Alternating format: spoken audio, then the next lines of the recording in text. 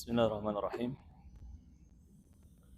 السلام عليكم ورحمة الله وبركاته.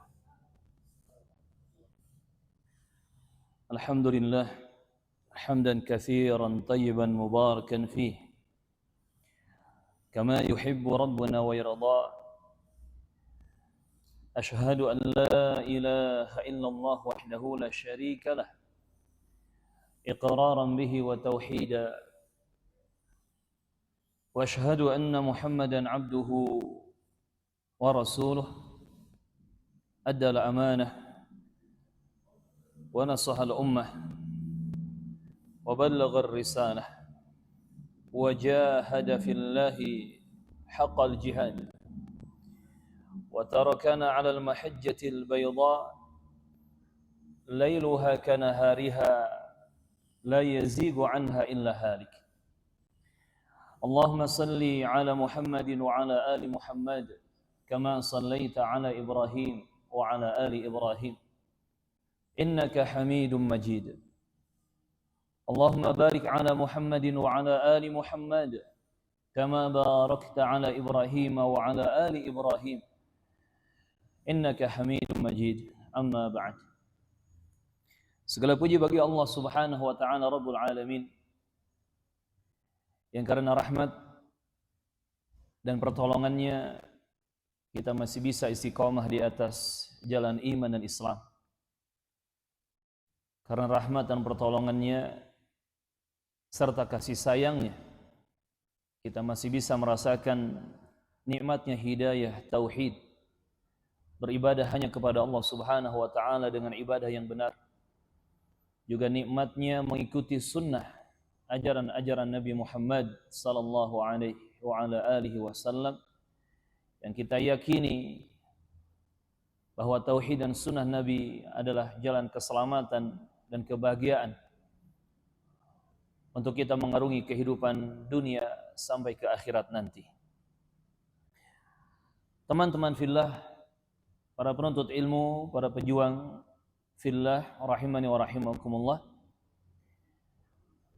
Tema kajian kita di pagi menjelang siang hari yang berberkah ini berkaitan dengan akidah, berkaitan juga dengan fikih, dan berkaitan juga dengan muamalah, yaitu tentang pernikahan.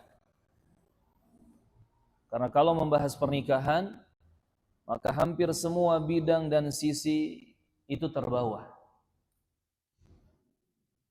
Karena seorang muslim tidak bisa meninggalkan agamanya, apalagi untuk urusan pernikahan. Tema yang kita angkat adalah jangan takut menikah. Seakan-akan ini dimaksudkan untuk para jombloan dan jomblowati gitu ya. Tetapi tema yang kita angkat ini insyaallah taala pembahasannya dan manfaatnya berlaku untuk semua yang hadir, apapun statusnya. Ada yang sudah menikah, ada yang statusnya duda atau janda, ada yang belum menikah, atau ada yang akan menikah. Semua harus punya keyakinan sebagai mukmin, sebagai muslim, jangan takut menikah. Memang lebih banyak kalimat ini mungkin terngiang dalam pikiran orang-orang yang belum pernah menikah. Tetapi sebagian para pelaku rumah tangga yang sudah menikah, ternyata juga mereka merasakan ketakutan. Padahal sudah menjadi suami, padahal sudah menjadi istri. Sebagian mereka ada yang merasa ketakutan dan merasakan kekhawatiran. Padahal kaidahnya kita harus meyakini jangan takut menikah. Maksudnya jangan ada rasa takut untuk pernikahan. Kaum muslimin dan muslimat, jamaah Masjid Darul Ihsan, juga teman-teman yang berkumpul dalam forum Hamasah yang semoga senantiasa antum semua berada dalam bimbingan dan perlindungan Allah Subhanahu wa taala. Allahumma amin. Ingat, menikah itu adalah setengah agama. Dan siapa yang menikah berarti dia sedang berusaha menyempurnakan setengah agamanya. Kalau sudah bicara agama, kenapa kita harus takut? Kalau kita lihat contoh nyata nih, saudara-saudara kita kaum muslimin di Gaza, di bumi Palestina, mereka sedang berjuang menghadapi penjajahan, kebiadaban dan genosida dari para penjahat Zionis Yahudi. La'natullah alaihim. Allahumma dammirhum tadmira. Mereka berjuang itu karena agama. Mereka berjuang juga karena mempertahankan agama Allah dan Rasulnya sallallahu alaihi wasallam. Mereka memegang kuat syahadatain la ilaha illallah Muhammadur Rasulullah.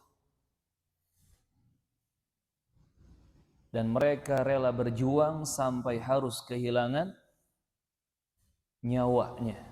Bukan hanya harta benda, bukan hanya keluarga tercinta, tetapi sampai harus merelakan nyawanya. Karena apa? Karena mereka yakin mereka sedang memperjuangkan agama Allah tabaraka wa ta'ala dan Rasulnya sallallahu alaihi wasallam. Coba kita lihat dan kita ambil ibrah dan pelajaran dari saudara kita kaum muslimin di bumi Palestina. Untuk agama itu harus ada perjuangan. Begitupun untuk sebuah pernikahan. Karena pernikahan itu adalah bagian dari agama, pernikahan itu adalah urusan agama, maka kita pun harus berjuang. Oleh karenanya rasa takut, khawatir, pikiran-pikiran negatif, su'udzan, itu semua harus dilawan. Itu semua harus diperangi.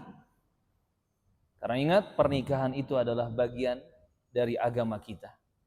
Dalam hadis riwayat Al-Baihaqi, beliau menyebutkan dalam Syu'abul Iman, hadis dari Anas bin Malik Abu Hamzah Al-Ansari radhiyallahu anhu, di mana Anas bin Malik menyebutkan bahwasannya Rasulullah pernah bersabda sallallahu alaihi wasallam, "Idza tazawwaja al-'abdu faqad kammala nisfad din."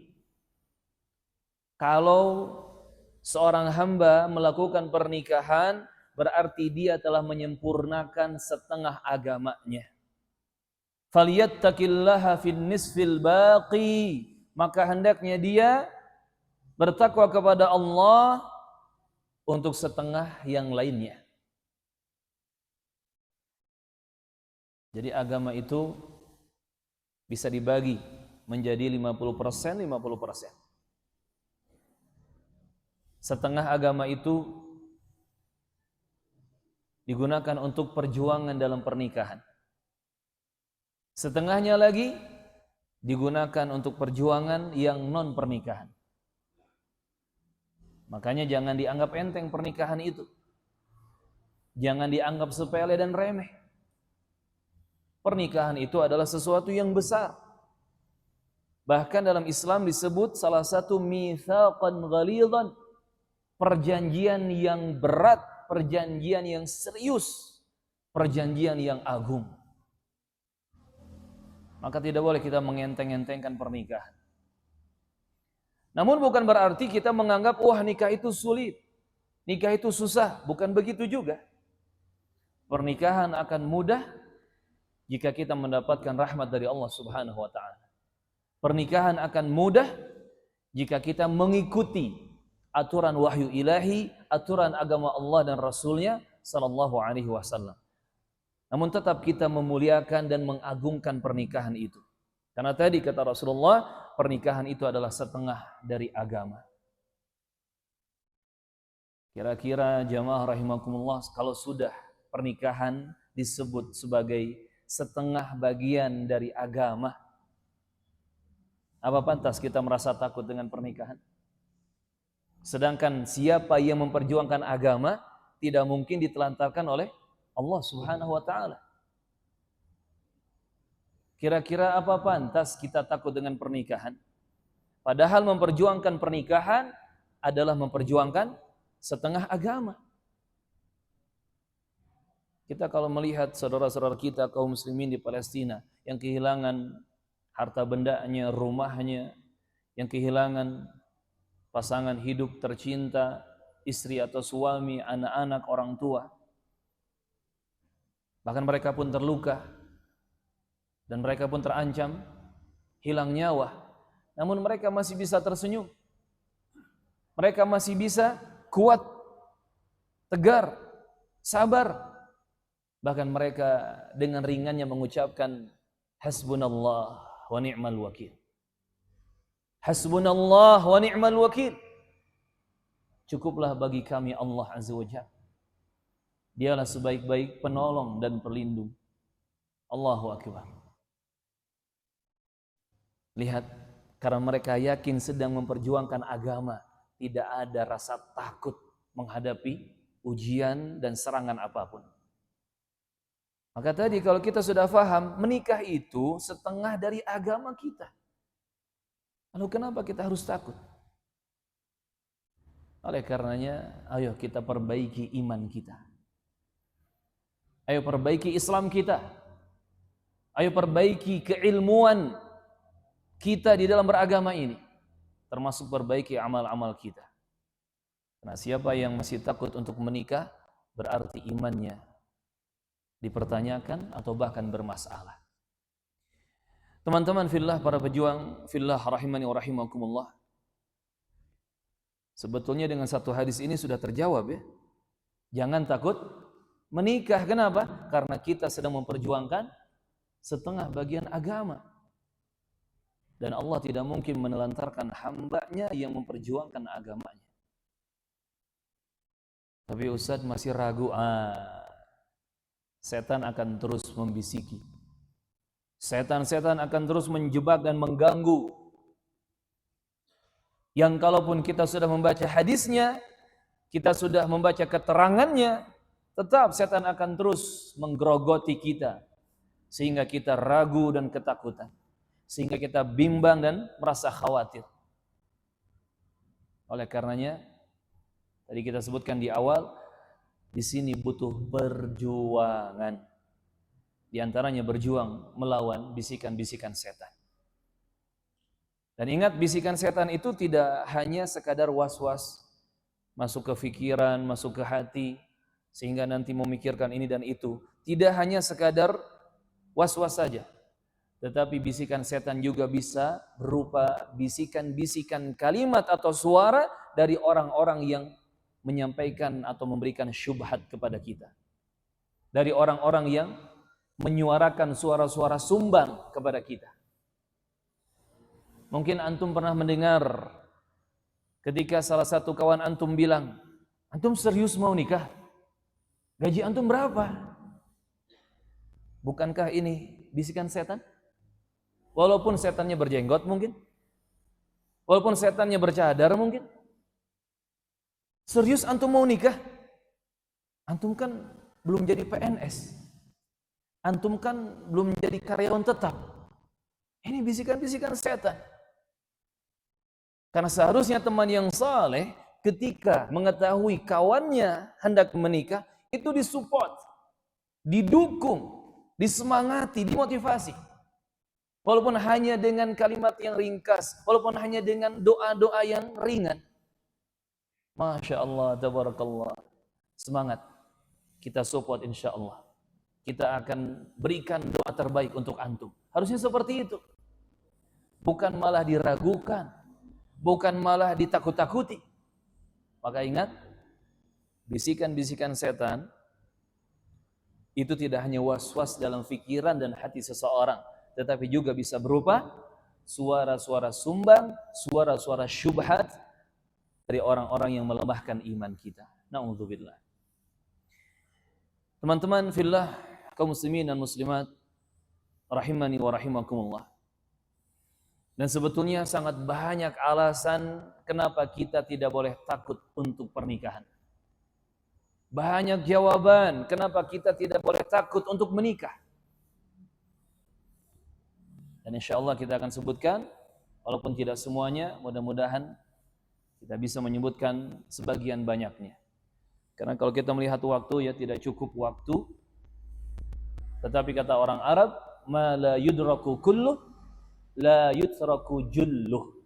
Kebaikan kalau tidak bisa diambil semuanya, jangan ditinggalkan seluruhnya. Tetap diambil apa yang bisa kita ambil. Ikhwani fid din wa akhwati fillah rahimani wa rahimakumullah, ahibati fillah, ra'akumullah jami'an wa hafizakum. Kenapa kita harus takut untuk menikah? Sedangkan yang pertama, pernikahan akan membawa kita pada ketenangan. Wallahi demi Allah, orang yang belum menikah itu, mereka sedang berada dalam kegelisahan dan kegalauan. Walaupun mereka tutup-tutupi, kegelisahan dan kegalauan itu tidak bisa dihindari. Sekalipun dia menjadi seorang ahli ibadah, tetap rasa gelisah, galau, itu akan dia rasakan. Hanya bedanya, ada yang kalah oleh rasa tersebut, dan ada juga orang yang bisa melawannya atau mengatasinya. Dan ternyata pernikahan itu akan membawa seorang hamba Allah menuju pintu ketenangan, menuju pintu sakinah. Sakinah itu kan tenang, tumakninah, damai, sentosa. Lewat pernikahan ada ketenangan. Maka kenapa harus takut untuk menikah? Dan banyak orang yang sebelum menikah dia merasa takut, merasa khawatir ini dan itu. Tetapi setelah menikah, hidupnya tenang. Rasa takut dan khawatir itu hilang. Allah Subhanahu wa taala berfirman di surah Ar-Rum ayat ke-21. Ini ayat hampir dibaca oleh kaum muslimin di acara-acara pernikahan. Walaupun sebetulnya tidak ada sunnahnya, tetapi hampir di setiap acara pernikahan, ayat ini dibaca. Allah Azza wa Jalla berfirman, A'udzu billahi as-sami'il 'alim minasyaitonir rajim, wa min ayatihi an khalaqa lakum min anfusikum azwajan litaskunu ilaiha, dan merupakan tanda kebesaran serta kebesaran Allah Subhanahu wa taala. Allah menciptakan untuk kalian pasangan-pasangan hidup dari diri-diri kalian. Maksudnya manusia menikah dengan manusia. Litaskunu ilaiha, azwajan litaskunu ilaiha. Di mana diciptakannya pasangan-pasangan hidup itu agar kalian hidup sakinah, hidup tenang bersama pasangan-pasangan kalian tersebut. وَجَعَلَ بَيْنَكُمْ مَوَدَّةً وَرَحْمَةً. Dan kemudian Allah Subhanahu wa taala akan memberikan mawaddah dan rahmah untuk kalian. Sampai para ulama mengingatkan, jamaah rahimakumullah, sebelum mawaddah dan rahmah, seharusnya yang ada dalam rumah tangga itu adalah sakinah. Sebelum mawaddah dan rahmah, seharusnya yang didahulukan untuk sebuah pernikahan itu adalah sakinah. Adapun mawaddah, rasa saling cinta, saling suka, dan rahmah, saling berkasih sayang, itu akan Allah susulkan, akan Allah datangkan kemudian. Tetapi yang terpenting di awalnya adalah sakinah, ketenangan. Ana pernah dapat cerita dari seorang ustaz di Bandung, hafizahullah.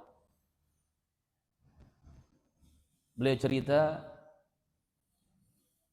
akan menikah untuk pernikahan yang kedua. Singkat cerita, saling kenal, ta'aruf ya, tentunya lewat mahram. Tapi setelah itu si akhwat ini apa ya? Seperti overprotective gitu. Padahal belum ijab qabul. Belum akad nikah, belum nikah. Tetapi si akhwat ini dia meminta banyak hal kepada sang ustaz. Bahkan sampai minta password akun media sosial sang ustaz, Instagramnya, Facebooknya.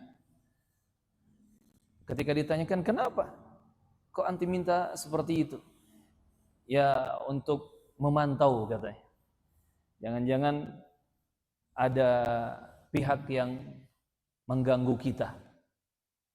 Lihat jemaah, ini perbuatan dan perilaku yang tidak menenangkan sama sekali.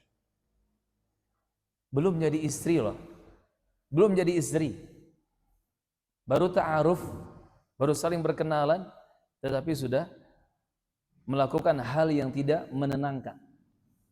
Akhirnya sang ustadz mengcancel rencana pernikahan dengan akhwat tersebut. Faidah dari beliau yang ana dapati adalah, lihat ustadz, belum nikah aja ana udah stres katanya. Belum nikah aja, anak sudah stres. Gimana nanti pas sudah menikah? Biasanya kalau punya wanita atau istri tipikalnya seperti ini, overprotective, overthinking, dan lain sebagainya, ini suami harus siap-siap menjadi suami solehah. Suami solehah, suami yang nurut sama istrinya. Gerak sedikit ditelepon, gerak sedikit disuruh Sherlock, kan gitu. Wala haula wala quwata illa billah. Dan itu bukan sakinah, itu bukan ketenangan. Padahal tujuan pernikahan adalah litaskunu ilaiha, agar hidup tenang dengan mereka, dengan pasangan hidup kalian. Ini jamaah rahimakumullah. Maka jangan takut menikah. Karena kalau kita menikah niatnya ikhlas karena Allah, untuk ibadah kepada Allah, menjaga diri dari yang haram, menyelamatkan diri dari yang haram, dari yang terlarang, dan kita pun menikah sesuai dengan ajaran Rasulullah SAW, mulai dari cara mencari jodohnya sampai resepsi pernikahannya, insya Allah ketenangan akan kita dapatkan. Makanya kan Nabi memberikan arahan, laki-laki yang mencari perempuan, ingat perempuan itu dinikahi karena 4 perkara. Karena hartanya, karena kecantikannya, karena status keluarganya, dan karena agamanya. Pesan Nabi, fadfar bidzatid din taribat yadak. Pilihlah wanita yang agamanya bagus, berarti akhlaknya juga bagus. Niscaya 2 tanganmu akan selamat, engkau akan bahagia. Ini pesan untuk para laki-laki yang mencari separuh hatinya. Cari wanita itu yang beragama, yang bagus agama dan akhlaknya. Dan pesan untuk para wanita, Nabi juga berpesan kepada muslim, para akhwat, dan juga kepada para wanita, para orang tua atau ayah. Kata Rasulullah SAW, jika datang kepada kalian seorang laki-laki, tardawna khuluqahu adinahu wa khuluqahu, tardawna dinahu wa khuluqahu, yang kalian meridhoi agamanya dan akhlaknya, jangan ditolak laki-laki tersebut. Karena kalau sampai ditolak akan terjadi fitnah, ujian hidup yang besar, godaan hidup yang besar, wa fasadun arid, dan akan terjadi kerusakan yang dahsyat di atas muka bumi. Pesan para wanita dan wali wanita, cari dan terimalah laki-laki yang agamanya bagus dan akhlaknya bagus. Nah, kalau arahan dan petunjuk dari Nabi Muhammad ini dipegang, dilakukan oleh semua yang sedang mencari separuh hatinya, maka pasti nanti ketika menikah mereka akan mendapatkan sakinah, ketenangan. Maka ini alasan yang pertama, jamaah rahimani wa rahimakumullah. Dengan pernikahan ada ketenangan. Kata Imam Wardi rahimahullahu ta'ala, mereka akan begitu tenang ketika berada di samping pendamping mereka, karena Allah subhanahu wa ta'ala memberikan pada pernikahan tersebut sakinah, ketentraman, ketenangan yang tidak didapati pada hal yang lainnya, pada perkara yang lainnya. Jadi ketenangan, kenyamanan dan kebahagiaan hidup tidak bisa dicari dalam urusan-urusan lainnya. Ustaz, anak tenang kok ikut touring. Karena ada sebagian teman rasa tenang asyik ketika touring tidak bisa menandingi tenangnya rumah tangga. Ustaz, anak tenang kok bisa olahraga bareng, main bola, basket, bulu tangkis bareng ikhwan-ikhwan, seru, asyik. Tenangnya kita berolahraga bersama kawan-kawan tidak akan bisa menandingi ketenangan di rumah tangga. Bayangkan ketika antum touring, bayangkan ketika antum renang bersama kawan-kawan, pas antum ada masalah, harus menangis, antum butuh pundak untuk sandaran. Kepada siapa antum menyandarkan kepala antum? Hah? Kan gak mungkin, akhi sini dulu akhi, pinjam pundaknya akhi, anda butuh sandaran akhi. Kan geli gitu ya. Tidak bisa jemaah. Sakinah, ketenangan di dalam rumah tangga tidak ada tandingannya, tidak bisa kita dapati di dalam urusan-urusan yang lainnya. Ini kata para ulama rahimahumullahu ta'ala. Maka jangan takut menikah, karena dengan menikah kita akan merasakan dan mendapatkan ketenangan, as-sakinah. Yang kedua jemaah, biasanya banyak dari kita ini takut menikah karena mikirin urusan kebutuhan dunia. Ya apa iya? Betul apa betul? Iya dan betul jawabannya. Banyak dari kita yang sudah seharusnya menikah, dilihat dari sisi usia, dilihat dari sisi apa lagi, sosial, dilihat dari sisi macam-macam ya, tetapi belum juga menikah. Alasannya apa? Takut tidak bisa memberi makan. Nanti kalau nikah dikasih makan apa? Dan ternyata kalimat ini itu warisan dari orang tuanya. Kamu kalau mau nikah nggak punya kerja, mau dikasih makan apa nanti istri kamu? Kamu kalau mau nikah gajinya masih sedikit, mau dikasih makan apa istri anak kamu? Kan gitu. Padahal kalimat seperti ini tidak pantas keluar dari seorang ayah atau ibu yang beriman kepada Allah Azza wa Jalla. Termasuk tidak pantas diucapkan oleh seorang kawan yang dia mengaku kawan kita fillah, kawan di jalan Allah Subhanahu wa taala. Tidak pantas mengucapkan kalimat seperti ini. Justru seharusnya kita menyemangati dan meyakinkan teman-teman kita, keluarga kita yang hendak melangkahkan kaki ke jenjang pernikahan. Bahkan kita yakinkan mereka bahwa insya Allah setelah antum nikah, setelah antum nikah, rezeki dari Allah akan datang bertubi-tubi. Dan ini keyakinan yang benar. Maka jawaban yang kedua, jangan takut menikah, karena dengan menikah rezeki akan datang bertubi-tubi. Dengan pernikahan pintu-pintu rezeki akan dibukakan. Maka jangan takut untuk menikah. Allah Subhanahu wa taala berjanji di surah An-Nur ayat ke-32. Makanya wajib nih yang sedang berjuang ya mencari jodoh terbaiknya, hafalkan ayat ke-32 di surah An-Nur. Hafalkan bahasa Arabnya, fahami maknanya, ingat terus arti dan kandungannya. Kata Allah Azza wa Jalla, wa ankihul ayama minkum was-salihin min ibadikum wa imaikum, dan nikahkanlah oleh kalian orang-orang orang-orang yang masih sendirian di antara kalian. Nikahkanlah mereka, termasuk hamba-hamba Allah yang laki-laki ataupun hamba-hamba Allah yang perempuan, yakni dari kalangan budak hamba sahaya. Juga nikahkanlah mereka. Maksudnya nikahkan dengan pernikahan yang islami, nikahkan mereka dengan pernikahan yang sesuai syariat Islam. Yang jombloan, yang jomblowati, baik orang merdeka ataupun budak hamba sahaya, yang laki-laki yang perempuan, nikahkan mereka di jalan Allah Subhanahu wa taala. Karena Allah berjanji di sini, iyakunu fuqara yughnihimullahu min fadlih. Adalah orang-orang yang fakir, mereka itu orang-orang fuqara, fakir.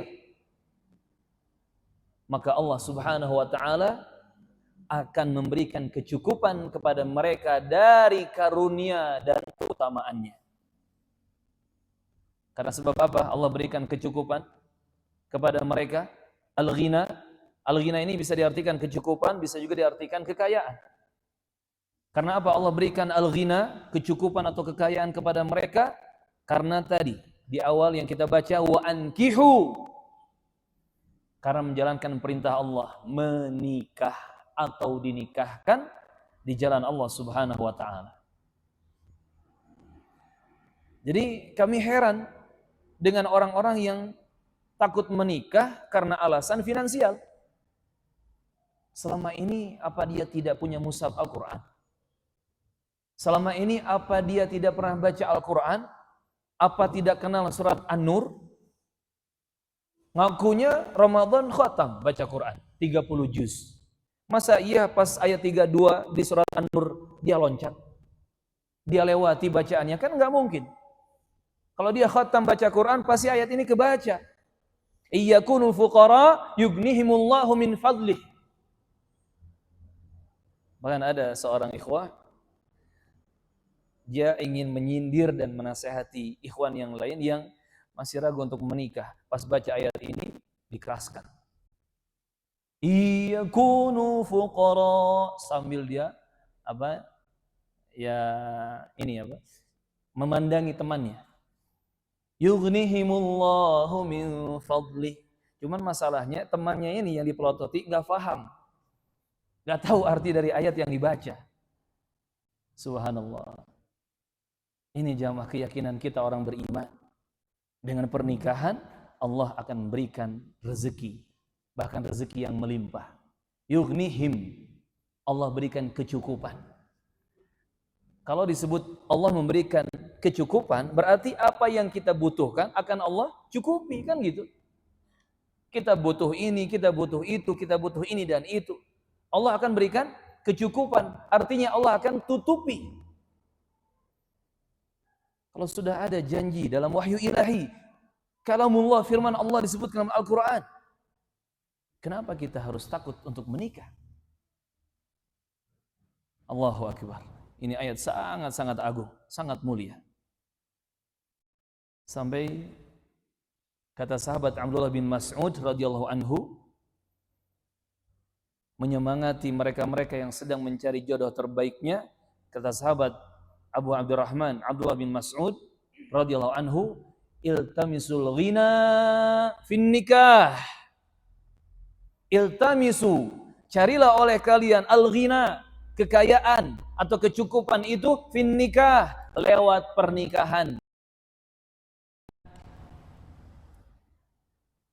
Makanya aneh kalau ada orang mau kaya, mau serba cukup, dia kerja seperti kuda, kerja siang malam terus kerja, tapi lupa menikah.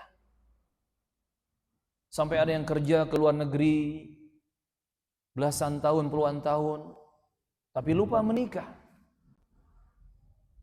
Wal'iyadzubillah. Padahal salah satu faktor terbesar dibukakannya rezeki dan kecukupan dunia adalah dengan menikah. Silakan cari. Apa ada pelaku rumah tangga gara-gara setelah menikah kemudian mereka ini mati kelaparan? Suaminya mati kelaparan, istrinya mati kelaparan, anak-anaknya mati kelaparan. Gak ada jemaah. Kalau mereka menikah betul-betul di jalan Allah Azza wa Jalla, dengan aturan dan petunjuk agama Allah Subhanahu wa taala. Tidak ada yang dibiarkan mati kelaparan gara-gara menikah. Yang ada justru rezeki demi rezeki akan Allah bukakan. Mulai dari rezeki finansial, harta benda, fasilitas hidup dunia, sampai pada rezeki kebahagiaan bersama keluarga, sehatnya, ilmu agama yang terus bertambah, rezeki iman, Islam, semakin kuat dia beragama, beribadah kepada Allah, ikut sunnah Nabi, dan seterusnya. Bahkan Nabi menjaminkan bahwa siapa yang menikah tidak mungkin dia ditelantarkan oleh Allah Azza wa Jalla. Disebutkan hadis dari Abu Hurairah Abdurrahman bin Sakhar radhiyallahu anhu. Hadis riwayat An-Nasa'i, juga At-Tirmidzi dan yang lainnya rahimahumullahu taala. Ketika Nabi menjaminkan nasrullah, pertolongan dari Allah untuk 3 kelompok manusia, untuk 3 golongan manusia. Salah satunya kata Rasulullah sallallahu alaihi wasallam, "Wan-nakihul ladzi yuridul afaf." Dan Allah akan menjamin pertolongan untuk seseorang yang menikah dan dia bermaksud dengan pernikahannya itu untuk menjaga iffah, menjaga kehormatan diri, menjaga kemuliaan dirinya. Wan-nakih alladzi yuridul afaf. Orang yang menikah yang betul-betul ingin menjaga kehormatan dan kemuliaan dirinya. Ketika dia sudah merasa fitnah syahwat menyambar-nyambar dan terus menyerang dari segala arah. Ketika dia sudah merasa begitu besar godaan lawan jenis, fitnah lawan jenis. Bahkan walaupun dia sudah puasa Senin Kemis, dia sudah puasa Daud bahkan, ternyata begitu dahsyat godaan dan fitnah itu terasa.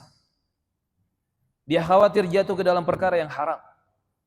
Dia takut jatuh ke dalam perkara yang dilarang dalam syariat. Akhirnya dia memutuskan untuk menikah.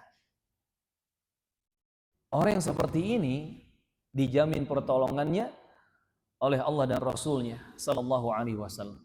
Allah tidak akan menelantarkan orang yang menikah yang betul-betul ingin menjaga kehormatan diri dan kemuliaan dirinya. Jadi mungkin ada sebagian kawan berpikir, daripada saya melakukan dosa, daripada saya berzina, walaupun hanya sekadar zina mata, zina telinga, ya, zina tangan, lebih baik saya menikah apa adanya. Lebih baik saya menikah sesederhana mungkin. Lebih baik saya menikah ala kadarnya. Itu lebih selamat bagi dia. Itu lebih selamat bagi dia. Ini jawaban yang kedua, jemaah. Kenapa jangan takut menikah? Karena dengan pernikahan pintu-pintu rezeki akan dibukakan. Dan silakan bertanya kepada kawan-kawan yang sudah lebih dahulu menikah. Itu biasanya ada cerita yang ajaib di balik kisah pernikahan mereka. Coba di sini ana ingin tahu yang hadir ini lebih banyak yang sudah menikah atau belum menikah? Yang belum menikah, coba angkat tangan. Oke, sudah. Yang sudah menikah, coba angkat tangan. Yang sudah menikah. 1, 2, 3, 4, 5, 6, 7, 8, 9, 10, 11, 12, 13, 14. Kurang dari 20 orang. Yang belum menikah lagi, angkat tangan. Yang belum menikah lagi, bukan belum menikah. Yang belum menikah lagi, maksudnya duda maksudnya. Nggak ada, Masya Allah. Berarti lebih banyak yang belum menikah. Silakan tanya ke teman-teman yang sudah menikah atau sudah pernah menikah. Ada mic nggak? Coba teman-teman yang sudah pernah menikah, barangkali ada yang punya sedikit cerita ajaib di balik pernikahannya. Kisah nyata tentang pertolongan Allah itu nyata bagi orang yang menikah di jalannya. Siapa yang mau bercerita silakan. Ada tidak? Gak usah malu. Insya Allah ini bermanfaat dan akan menjadi hikmah, menjadi ibrah untuk kita semua. Ada enggak? Silakan. Hah? Silakan antum. Ya. Soalnya nanti yang lain nyusul ya. Jadi anak dulu menikah 2015 pada saat itu anak cuma punya nggak punya tabungan saat jadi cuma 1 kali gaji itu anak cuma punya 4.500 gitu. Masya Allah. 4.500.000 tahun 2015. Itu kalau motor berapa cc yang bisa kebeli? Bayangkan ya, 2015 uang 4,5 juta saja. Antum beli motor 150 cc aja mungkin bekas ya. Lanjut.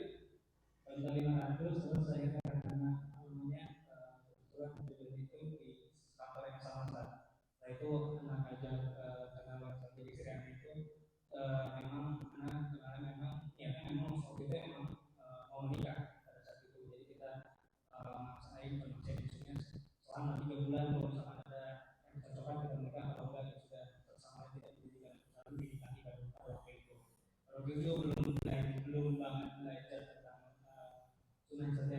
Nah, pada saat itu tapi nah setelah merasa cocok terus akan bilang cuma punya 500 mau atau enggak ini cukup buat kewajiban karena pada waktu itu belum memenuhi kewajiban sebagai seorang suami lah maksudnya untuk bayar dulu bentuknya sederhana seperti itu tapi memang tidak mungkin akan bisa ada acara resepsi pada saat itu jadi mau atau enggak karena kalau kita mau sampai resepsi pasti ada waktu lagu ngabung dan selama itu kan pasti akan tidur ya Masya Allah.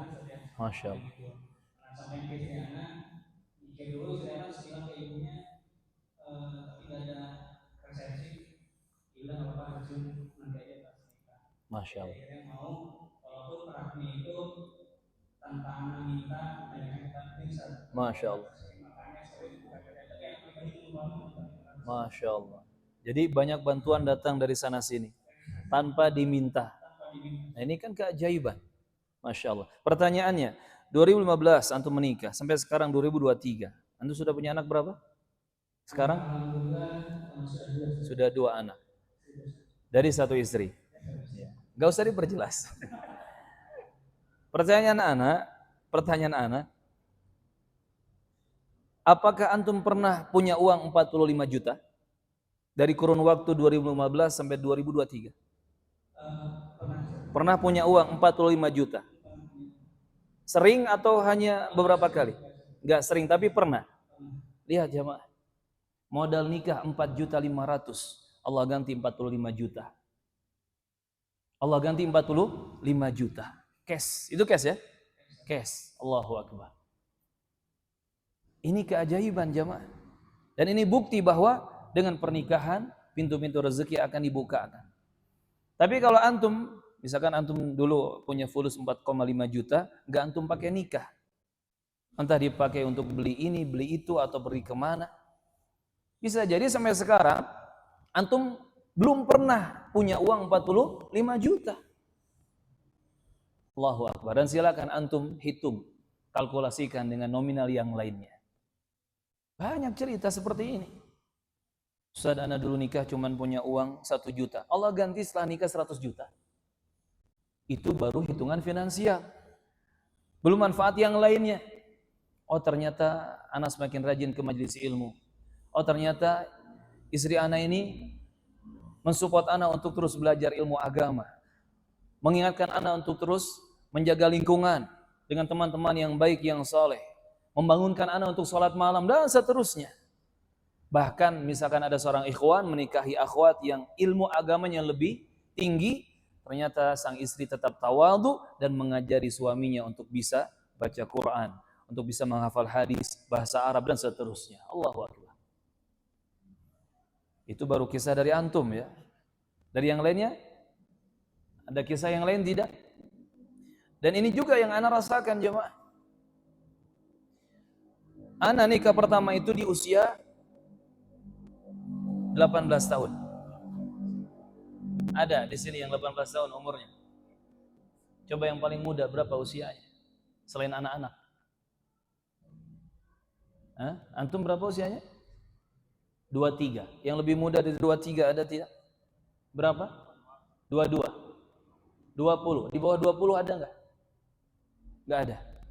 18 tahun anak dulu menikah yang pertama. 18 tahun antum sedang ngapain kemarin? Main layangan? Main skateboard? Touring enggak jelas? Dan ketika itu anak menikah umur 18 tahun, karena memang qadarullah dari kecil, dari SD anak hidup di pesantren. SD, SMP, SMA, sampai kuliah juga di lingkungan pesantren, sampai bisa ke Saudi Arabia.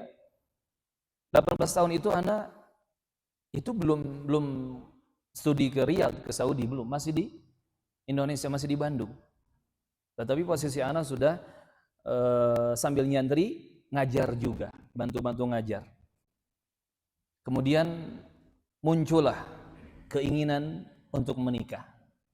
Dan ini nggak perlu diterangkan. Antum sebagai manusia pasti akan merasakan gejolak ini. Kalau normal, ya, pasti akan merasakan gejolak ini. Apalagi ketika harus keluar dari pesantren, misalkan ke minimarket atau ke jalanan, ke terminal, ke stasiun, di sana lihat lawan jenis, itu akan menjadi fitnah, sesuatu yang mengganggu. Kemudian anak pun konsultasi dengan salah seorang guru, seorang ustadz, tentang masalah keinginan menikah ini. Alhamdulillah, ternyata disupport. Sampai anak bilang, tapi ustadz, anak ini gak punya pekerjaan. Pekerjaan antum bisa nyari dari sekarang atau nanti setelah menikah. Yang penting cari jodoh yang sekufu. Dan ternyata kata para ulama, sekufu ini bukan masalah harta benda. Sekufu ini, kafaah ini bukan masalah finansial, bukan masalah status atau darah, bukan. Tetapi sekufu ini lebih pada keimanan dan ketakwaan. Cari yang sekufu, yakni yang sama-sama seiman, yang sama-sama bertakwa kepada Allah. Itu mana sekufu yang harus kita cari. Singkat cerita, alhamdulillah Allah mudahkan. Bahkan anak belum mencari, itu sudah ditawari. Jadi ada seorang ikhwan ya, yang memang sudah berumur, menawarkan, antum mau menikah tidak? Anak punya keponakan. Sampai ditawari 2. Cuman harus pilih salah satu, kakaknya atau adiknya. Akhirnya kita cari tahu kakaknya seperti apa, adiknya seperti apa. Bismillah, anak pilih salah satu. Dan ketika itu, wallahi demi Allah, anak nggak punya fulus kecuali hanya yang anak ingat 200.000. 200.000. Tahun jauh dari 2010, ya, di bawah 2010. Tetapi bismillah, ingat hadis tadi, ingat ayat tadi, bismillah. Ingin menikah di jalan Allah, ingin menjaga kehormatan diri, ingin beribadah kepada Allah Azza wa Jalla dengan menyempurnakan setengah agama. Subhanallah, ana hanya ketika itu merintih berdoa, ya Allah, jika ini adalah yang terbaik, mudahkan segala sesuatunya. Belum ana berdoa, baru terfikir, wah nanti kan butuh kendaraan. Karena kebetulan dapatnya orang luar provinsi. Nanti butuh kendaraan ya untuk bawa keluarga ke sana. Nanti butuh biaya untuk walimahan. Subhanallah. Belum ana sebutkan kalimat-kalimatnya dalam doa, baru kefikiran saja, besoknya Allah datangkan bantuan yang ana butuhkan. Ketika itu ana butuh mobil. Belum ana berdoa, ya Allah mudahkan mobil agar saya bisa begini begitu. Belum berdoa, baru kefikiran saja. Kemudian besok, seperti kebiasaan warga Bandung itu kan, kalau mau menikah biasanya dia keliling ke om-om, ke tante-tante, uwa-uwa gitu ya. Untuk apa? Minta restu dan doakan gitu. Anak keliling ke rumah saudara. Subhanallah, salah satu tante langsung menawarkan, syuhada, kalau butuh mobil, pakai mobil yang ini. Gak usah nyari-nyari yang lain, pakai mobil ini. Padahal kita gak ada ngomong, Tan, saya butuh mobil nih, pinjem dong. Enggak. Cuman datang, menanyakan kabar, dan menyampaikan kabar, insya Allah saya akan menikah, mohon doanya. Hanya sebatas itu, tetapi langsung dikasih bantuan. Kalau butuh mobil, pakai mobil ini. Allahu Akbar. Itu belum ana berdoa. Sampai ana ya sedikit ngelunjak ya. Kalau ana berdoa mungkin mobilnya jadi hak milik ya. Masya Allah. Kemudian masalah walimah. Kita jujur apa adanya, dan jujur ini harus dipegang ya. Nggak perlu gengsi, nggak perlu malu sampai bohong-bohong, nggak perlu. Jujur apa adanya. Ketika itu biaya walimah itu dibutuhkan lebih dari 5 juta. Ana kemudian megang fulus, ada tambahan lagi sekitar 700.000. Karena tiba-tiba ada kawan, dia nelpon, antum katanya mau nikah ya? Ana sudah kirim hadiah ke rekening antum. Ini wallahi ana bingung. Dari mana dia tahu nomor rekening ana? Dan dari siapa dia tahu informasi ana menikah? Teman jauh ya, teman di bangku kuliah. Dan ketika ana cek, memang fulusnya ada. Fulusnya ada masuk. 700.000 itu modal nikah. Dan ketika disampaikan ke calon menantu bahwa saya tidak mampu untuk biaya pernikahan segini-segini, jawaban dari mereka apa? Gak perlu difikirkan. Adanya berapa, sisanya insya Allah kami bantu. Cuman kan dalam hati kan malu juga. Butuhnya 10 juta, sisanya 9.300.000. Tapi mau gak mau ya kita jujur. Dan subhanallah dimudahkan segala sesuatunya. Itu baru kisah pernikahan yang pertama. Belum pernikahan yang kedua. Lebih ajaib lagi. Tapi nanti ya kita tunda saja. Khawatir yang di belakang hijab ya belum siap mendengarnya. Yang pasti di balik pernikahan itu banyak keajaiban. Kalau kita niatkan ikhlas karena Allah Subhanahu wa taala. Gak mungkin ditelantarkan, gak mungkin. Ada gak kisah ikhwan kita gak jadi nikah gara-gara apa? Belum kebeli jas. Akhi, antum gak jadi nikah?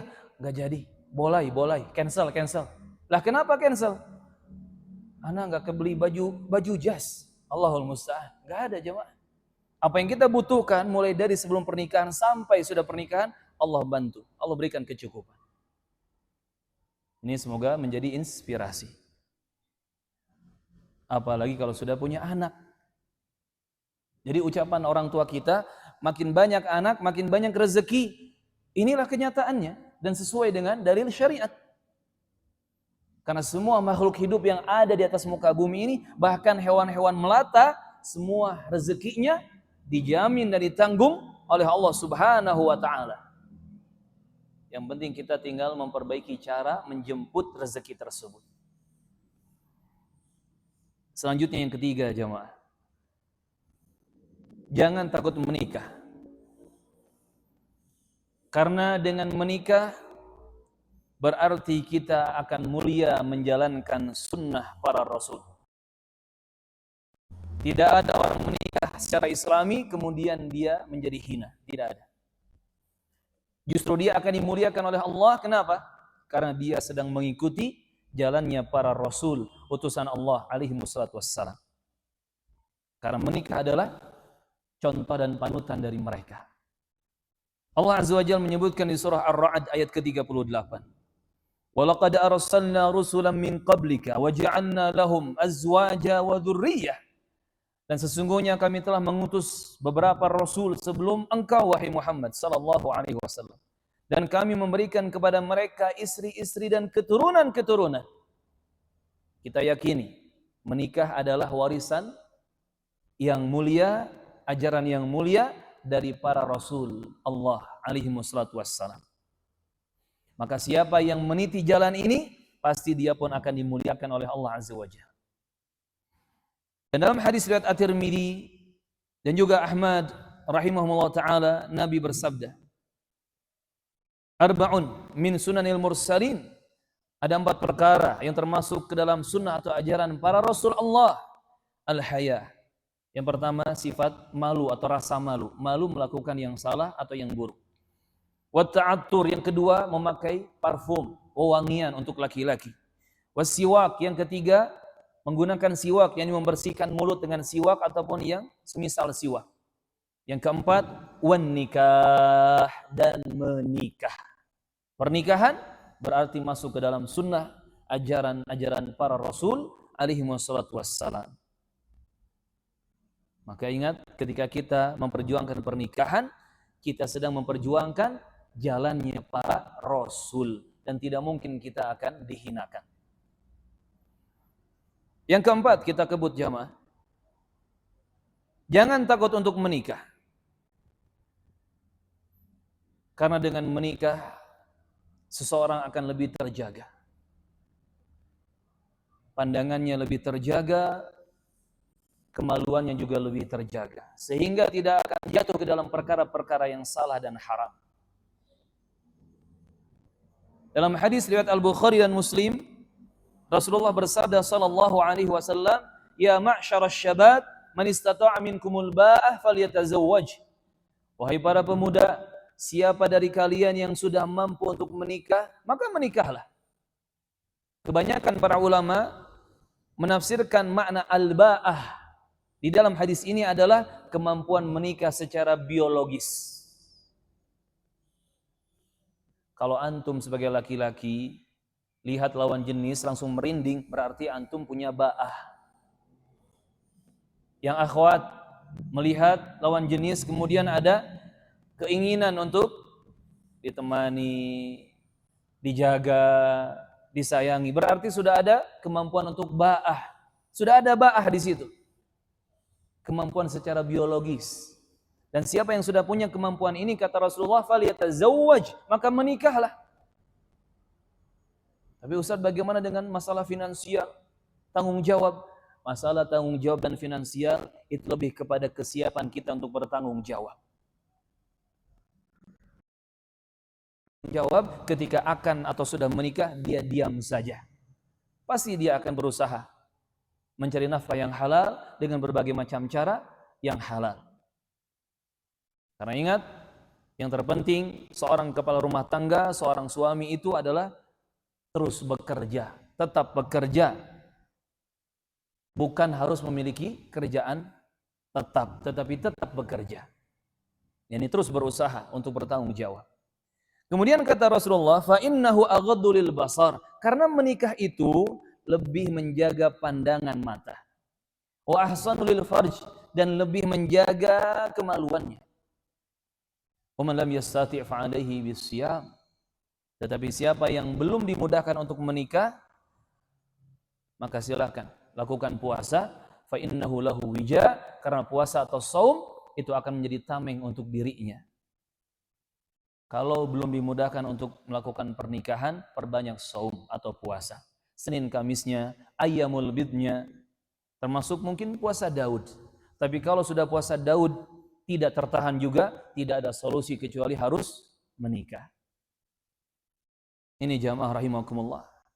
Jangan takut menikah, karena dengan menikah, pandangan mata, hati, pikiran, bahkan sampai pada maaf kemaluan kita, harga diri kita, itu akan lebih terjaga. Karena dalam hadis yang lain, Nabi menuntunkan, siapapun dari kalian yang melihat sesuatu yang membangkitkan syahwatnya di luar rumah, di jalanan, maka ingat, di rumah dia punya istri. Dan segeralah dia datangi istrinya.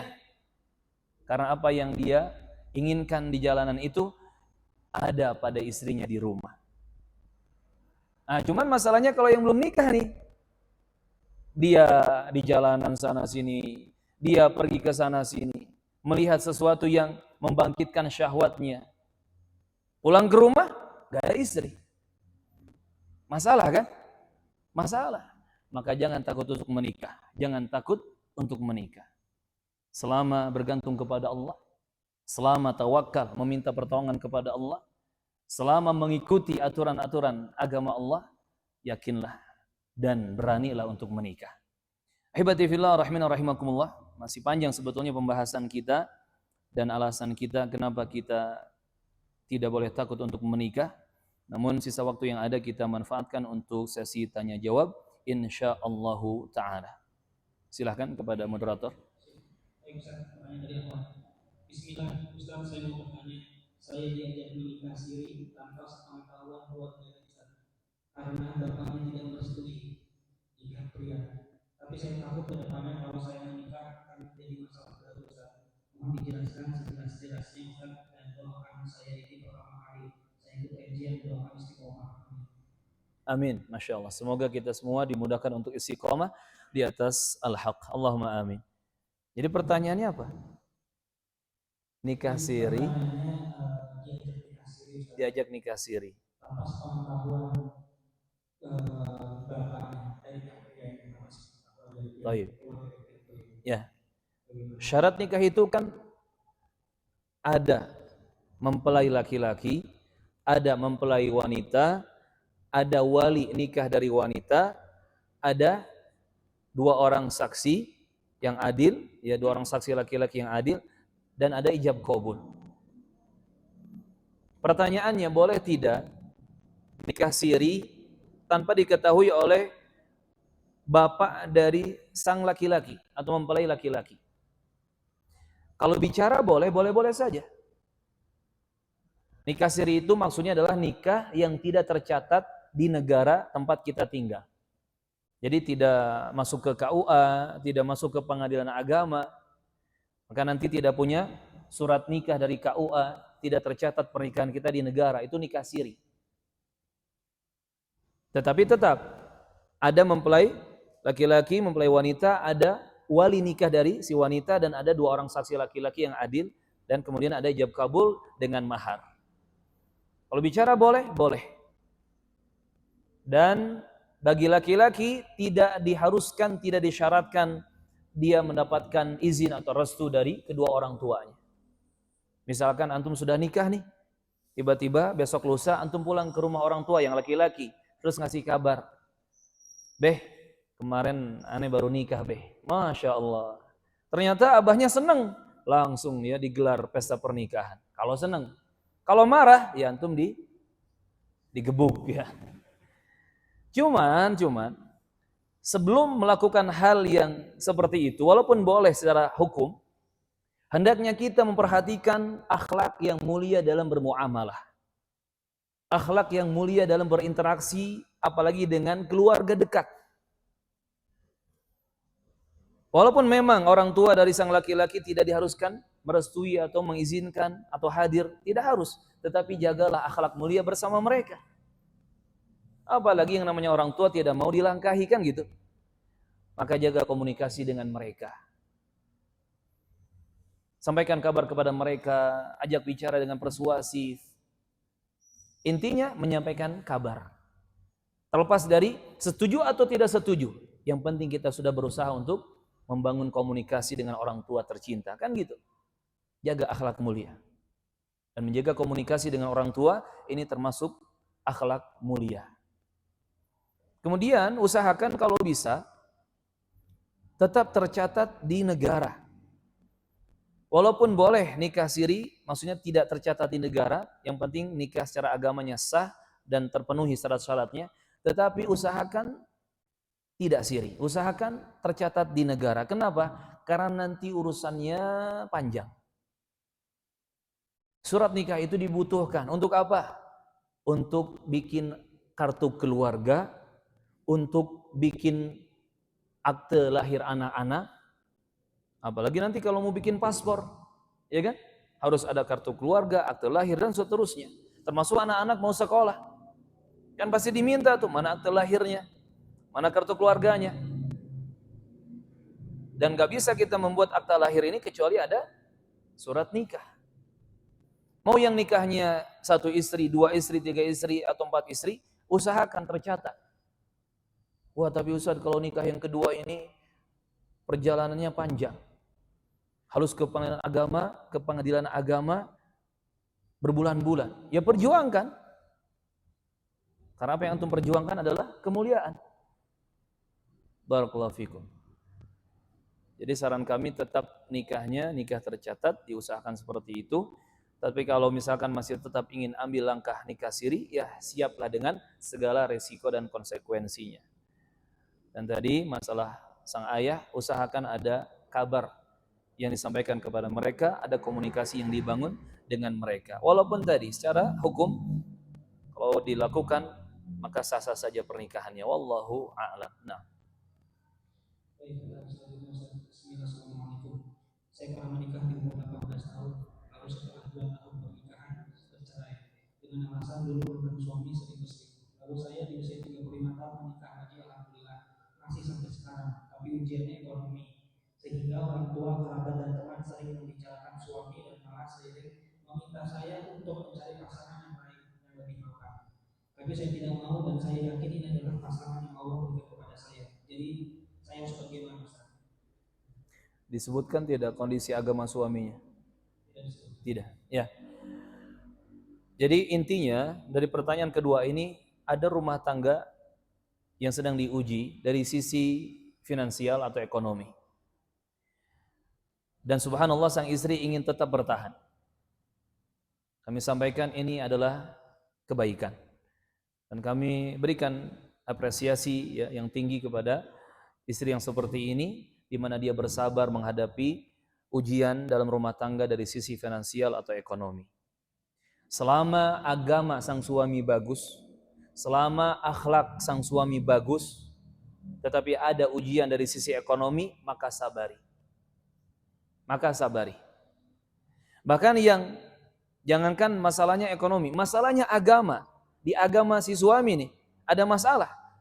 Istri yang salihah harus bersabar dulu menghadapi suami yang punya kekurangan atau kesalahan. Contoh Asiyah bintu Muzahib radhiyallahu anha. Siapa suaminya? Fir'aun. Dan apakah suami-suami di zaman sekarang yang katakan punya kekurangan lebih parah dari Fir'aun? Oh tidak, ternyata masih lebih kejam Fir'aun. Tetapi Asiyah bersabar. Maka wahai para istri, wahai para muslimah, jadilah kalian Asiyah-Asiyah di masa kini, yang sabar menghadapi kekurangan suaminya. Apalagi hanya masalah ekonomi dan finansial. Agamanya bagus, akhlaknya mulia, pertahankan. Tinggal didoakan yang baik, disupport, dimotivasi, terus didorong. Kalau bisa, Mas, yuk kita bareng-bareng dagang yang halal. Yuk kita bareng-bareng nyari nafkah yang halal. Selama tidak menyelisih syariat, lakukan. Jadi saran kami sabar dan jangan terlalu mendengar apa kata orang-orang di sekitar. Karena kalau kita hidup, patokannya adalah omongan orang-orang di sekitar, gak bakal selesai hidup kita. Gak beres-beres. Ingat kisah seorang anak dan ayahnya yang menuntun seekor keledai? Dua-duanya naik keledai salah. Dua-duanya tidak naik keledai salah. Yang naik hanya ayahnya salah, yang naik hanya putranya juga salah. Manusia terus membicarakan. Maka yang penting kita fokus. Suami, istri tetap ada di jalan Allah Azza wa Jalla dan Rasulnya. Terus ya, lalui rumah tangga dengan ridho ilahi. Wallahu alam, yang kita doakan semoga diberi solusi terbaik untuk masalah yang dihadapinya. Allahumma amin. Lanjut. Barangkali untuk Iwan ada yang ingin bertanya. Kayaknya lebih banyak akhlak yang lain.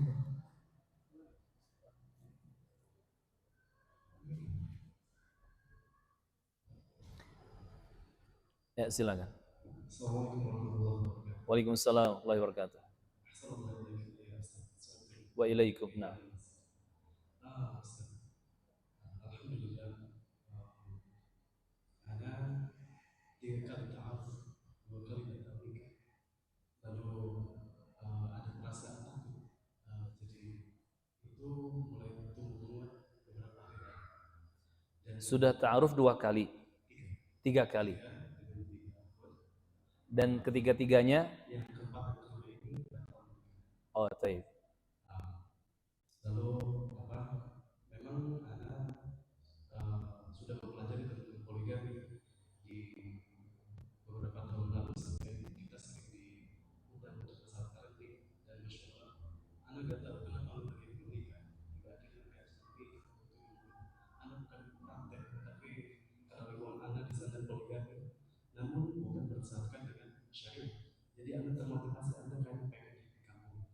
Karena di sana kita sedang merintis dakwah sunnah, dan alhamdulillah sekarang kita ada masjid dan juga tempat berkumpulnya para pemuda. Masya Allah. Jadi apa nasihat Ustaz dan di sana itu kekurangan seorang pengajar akhwat. Akhwatnya para pengajar wanita itu ada, cuma gurunya itu nggak ada. Hingga akhirnya progres dari akhwat itu lepas.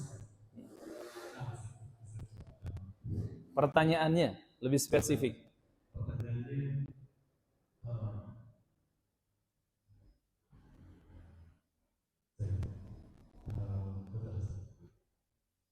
Yang pasti apa yang antum lakukan ini Masya Allah, ini jihad ya. Dan semoga Allah mudahkan antum dan kawan-kawan untuk menyebarkan dakwah tauhid dan sunnah ini. Allahumma amin. Berkaitan tadi dengan masalah kurangnya pengajar dari akhwat atau ummahat, semoga segera dimudahkan ya. Ada para pejuang akhwat fillah yang mau berjuang di tempat antum di sana. Masya Allah, yassarallahu lakum al-umur. Dan untuk pertanyaannya, Anda memilih akhwat karena ada datang akhwat Jumat atau mengatakan Anda butuh seorang yang bisa membantu akhwat. oh, baik. Itu jadi problem juga. Baik, Masya Allah. Masya Allah, kawan kita ini sudah menolak akhwat berkali-kali. Antum menolak berapa kali? Subhanallah. Taib. Jadi pertanyaannya, ana menolak akhwat ini karena tidak sesuai dengan yang ana inginkan atau ana butuhkan. Sedangkan ana ingin dan ana membutuhkan sosok yang membantu dalam dakwah. Jawabannya tidak jadi masalah. Tidak jadi masalah. Karena untuk pernikahan ini jangan dipaksakan. Sampai kan Rasulullah memberikan perintah kepada seorang sahabat, lihat wanita yang akan kau nikahi itu agar bisa diketahui engkau menyukainya atau tidak. Yang kalau ternyata memancing nafsu syahwat, berarti suka. Kalau tidak memancing nafsu syahwat, berarti tidak suka. Maka jangan dipaksakan. Jadi pernikahan juga tidak harus dipaksakan. Memang agama dan akhlak itu menjadi patokan utama. Tetapi hal-hal lainnya juga diperhatikan. Yang pasti, kalau ada sesuatu yang membuat kita suka, minimal ada satu hal yang membuat kita suka. Kalau tidak ada sama sekali yang membuat kita suka, maka jangan dipaksakan. Apalagi punya target, anak pengen istri anak ini yang bisa ngajar minimal tahsin, baca Quran atau bahasa Arab, agar nanti bantu mengajar di tempat anak, di masjid anak dan seterusnya. Ini target yang baik, tujuan yang baik. Sehingga ketika menolak akhwat yang ternyata tidak sesuai kriteria yang dicari, maka tidak jadi masalah. Tetapi alangkah baiknya sebelum mencari calon pasangan yang akan dijadikan istri ini, dari awal kita sudah sonding. Saya mencari akhwat yang kriterianya begini. Agar nanti yang tidak masuk kriteria tidak masuk, ya, tidak mendatangi atau tidak menawarkan diri ke kita, seperti itu. Jadi perlu ya kita sonding di awal. Misalkan saya mencari calon istri yang punya hafalan minimal 5 juz misalkan, dan dia bisa mengajarkan tahsin atau tajwid. Ini disonding di awal. Sehingga nanti yang akan mencoba ta'aruf dengan kita pasti yang punya kriteria seperti itu. Ya. Yang pasti kita doakan yang terbaik untuk antum, ya, juga teman-teman semua, dan apapun yang menjadi niat baik dari antum semua, semoga Allah mudahkan. Allahumma amin, insyaallah.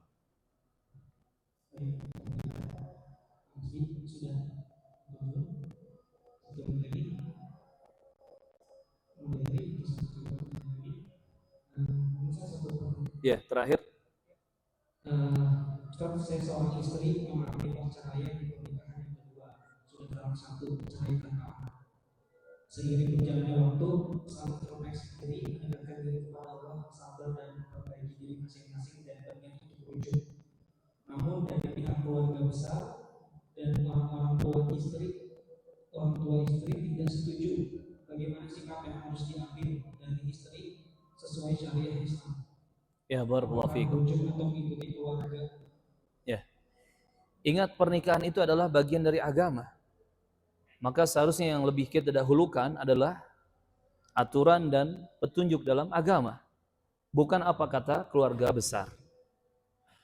Selama pandangan dan pendapat keluarga besar sesuai dengan agama, maka kita ikuti. Tetapi kalau bertentangan dengan agama, maka kita lebih mendahulukan aturan dan arahan petunjuk agama kita. Jadi silakan ya diperhatikan lagi, kalau rujuk maslahatnya apa, dan apakah rumah tangganya akan lebih baik, dan apakah nanti pasangan hidupnya juga akan lebih baik, dan seterusnya. Kalau ternyata lebih besar maslahatnya, walaupun keluarga besar tidak setuju, dahulukan rujuk. Yang penting lebih besar maslahat dan tetap di bawah arahan aturan agama. Adapun masalah keluarga besar itu akan bisa dihadapi lambat laun dengan berjalannya waktu. Dalam budaya Sunda ini ada istilah nggak boleh ngarung hal gitu ya. Ngarung hal ya istilahnya ya. Adiknya nggak boleh menikah lebih dulu daripada kakaknya. Pernah terjadi, sang adik menikah, kakaknya marah. Sampai setahun kakaknya nggak mau ngomong, nggak mau bicara dengan adiknya yang lebih dulu menikahi. Tapi subhanallah, karena sang adik berusaha untuk terus berakhlak mulia, berakhlak baik, bahkan menanyakan kabar, membantu sesuai kemampuan, memberikan hadiah. Pada akhirnya apa? Sang kakak memaafkan, sang kakak bahkan menjadi lebih dekat dengan sang adik dan keluarga sang adik tersebut. Dari sini pelajarannya, dahulukan agama. Dahulukan aturan agama Allah dan Rasulnya, bukan apa kata orang-orang, termasuk apa kata keluarga kita. Selama kita on the track di atas aturan Allah dan Rasulnya, bismillah. Urusan keluarga, keluarga dekat, keluarga jauh, keluarga kecil, keluarga besar, serahkan kepada Allah Azza wa Jalla. Doakan hidayah untuk semua. Yang pasti lambat laun akan Allah berikan pertolongan. Sebagai closing statement dari ana ya, sebagai khitamah, ana ingin tutup kajian di siang hari ini dengan faidah dari seorang sahabat yang mulia, Umar bin Khattab Abu Hafsin radhiyallahu anhu. Disebutkan dalam Al-Jami' li Ahkamil Quran, bahwasanya Umar bin Khattab pernah mengatakan, "Ajabi mimman la yatlubul ghina fin nikah." Sungguh aku heran. Aku betul-betul heran, aku bingung kepada seseorang atau kepada siapapun yang dia tidak mencari kecukupan lewat pernikahan. Yang dia tidak mencari kekayaan al-ghina lewat pernikahan. Kata Umar apa? Aku heran, aku bingung. Kok ada orang pengen kaya, pengen serba cukup, tapi dia tidak mau menikah. Wa qad qala Allah Ta'ala, padahal Allah Subhanahu wa Ta'ala telah berfirman, Umar bin Khattab membaca sebuah ayat dalam Al-Quran. Kira-kira ayat apa? An-Nur ayat 32. Itu pun yang dibaca oleh Umar bin Khattab. Iyakunu fuqara yughnihimullahu min fadli. Semoga ucapan Umar bin Khattab ini lebih menginspirasi dan memotivasi kita untuk kita berani dan tidak takut melangkah ke jenjang pernikahan. Insyaallah ta'ala. Ini mungkin yang bisa Anda sampaikan. Mohon maaf jika ada salah dan kurang. Fi amanillah semua. Semoga Allah mudahkan urusan-urusan antum. Dan semoga Allah memberkahi antum semua dimanapun antum berada. Dan terkhusus yang sedang mencari separuh hatinya, yang sedang mencari jodoh terbaiknya, semoga Allah mudahkan sesegera mungkin. Allahumma amin. Wallahu a'lam. Wassalamualaikum warahmatullahi wabarakatuh.